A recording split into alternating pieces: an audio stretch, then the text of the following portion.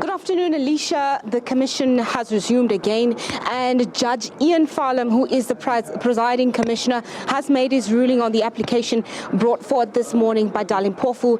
He's rejected this particular application and basically says that Mr. X has got the constitutional right to make his beliefs known. And aside from that, Judge Farlam himself says he does not have jurisdiction or a mandate to rule on whether or not Mr. X should go for a psychological evaluation, because you will remember this is just a commission. It's not a court of law. So he doesn't really have a mandate in order to say Mr. X can or cannot go to see a psychological evaluation. So that's the latest information that's happened within the past hour that's just happened.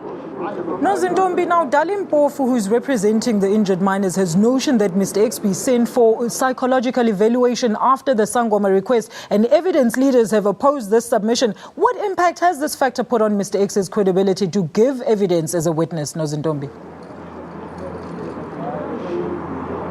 Well, it really hasn't had much of an impact on his credibility, because you will remember that Advocate Darlin Pofu, him putting forward this submission was to check whether or not Mr. X is mentally sound. And if it was found that Mr. X was not mentally sound, therefore that would have an impact on his credibility. But because there has been no ruling made for Mr. X to go and have a psychological evaluation, there has been no impact on his credibility. So as things stand right now, Mr. X is still considered a credible witness by the commission, by the evidence leaders, by the rest of the other parties who did not support the submission. Now, Zintombi, has the commission put forward enough intelligence and resources to clarify and make sure that everybody understands things like traditional beliefs? In this case, of course, the ritual, the Muti and the Sangoma allegations. How are they dealing with this?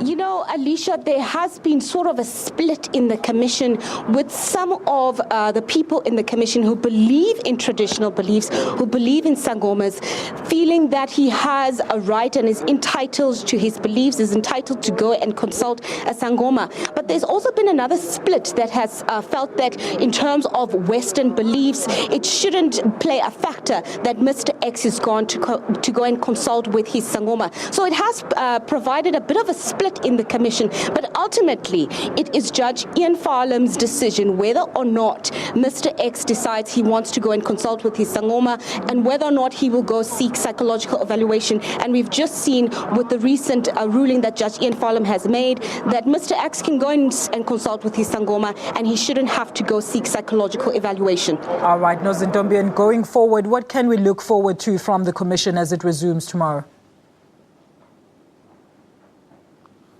Well, we are expecting that Mr. X is going to continue with his testimony up until about 4:30 today.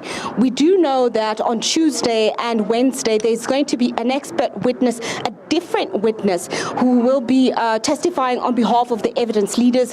Thereupon, on Thursday and Friday, we'll see that Mr. X will resume once again with his testimony. But in the meantime, it's still unclear whether or not Advocate Darlin Pofu and the clients that he represents will go to an actual court to go and seek for relief, because they did not get this particular relief here at this constitutional court. So it really is a wait-and-see game. We'll see tomorrow as things develop, when we continue back again with the commission, whether or not Darlin Pofu's clients will go to a regular court to ask for them to get Mr. X to seek psychological evaluation or not. Thank you so much to SABC reporter Zintombi reporting from the Farlam Commission of Inquiry.